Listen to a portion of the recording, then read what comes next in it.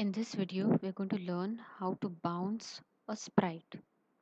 Okay, we're not going to be using a pen tool, so we did not include the extension of pen in the project. Okay, we begin by having the event. When the flag is clicked, I want the sprite to be at the center of the screen. So I say motion, go to X, 0, Y, 0. Okay, so with this, the sprite is going to be at the center. Now, what are we trying to do? We are trying to bounce the sprite. So every time he's going to bounce, it's like a ball bounces on the wall and it comes back to you. The same way, the sprite is going to keep moving on the stage, and when he finds the edge of the stage, he's going to bounce back. Okay, so he will hit back and will come back in another direction. So that is what is going to happen here. In order to do that, we need to create a block. So I go to my blocks and say make a block, right? Bounce sprite. Okay, I also could write bounce Toby or I could write bounce ball depending upon the sprite that you take. So I have the block ready here.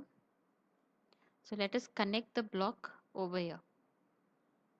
So now I need the sprite to be bouncing. For that I will go to motion and I will say move 10 steps.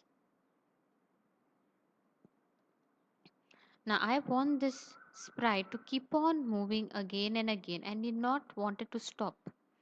So in that case, a repeat loop would have done justice to it.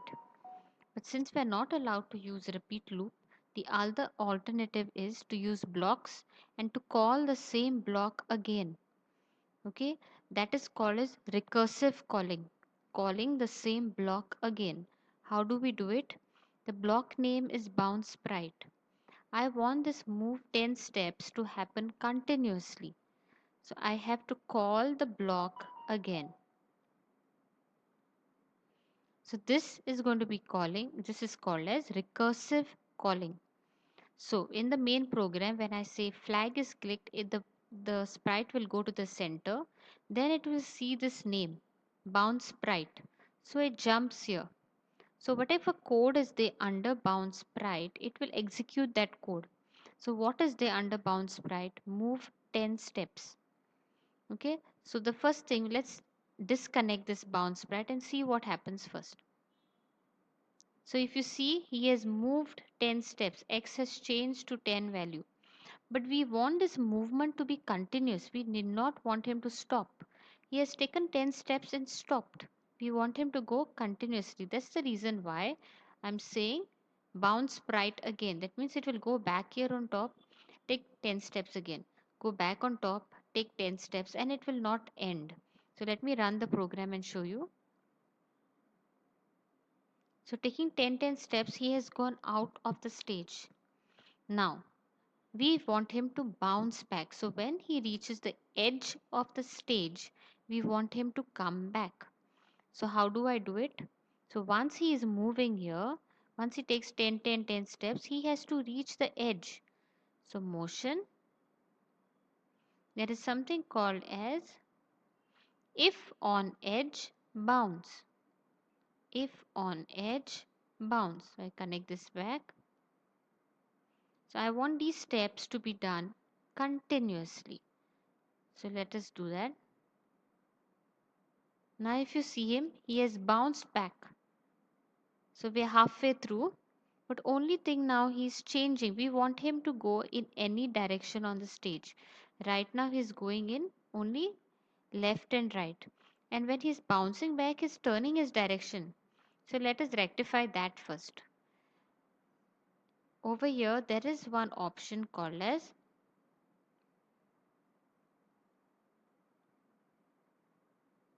set rotation style left and to right. So we keep it here and we run it now.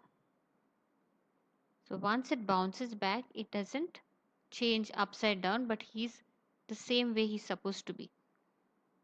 Now the next step is we want him to move all around the stage.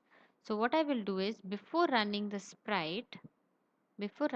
bounce sprite, I will just set up change direction in whichever left or right you want. So initially let him change his direction and that will work fine. So here right now by default he looks at 90 direction, no? That's the reason why he's going left to right, left to right. The direction is not changing. So I'm going to just change the direction beginning, or I could change the direction here also. So let me do something different. So now it has changed its direction and is bouncing whenever he finds an edge. Okay, so in this program we have learned recursive calling. We could have done this using the forever loop or the repeat loop, but we need not use forever and repeat loop. We have to do the same steps again and again, so we put it in between this. We need to call the the block again. Okay, the same block needs to be called within the same block again, which is called as recursive calling.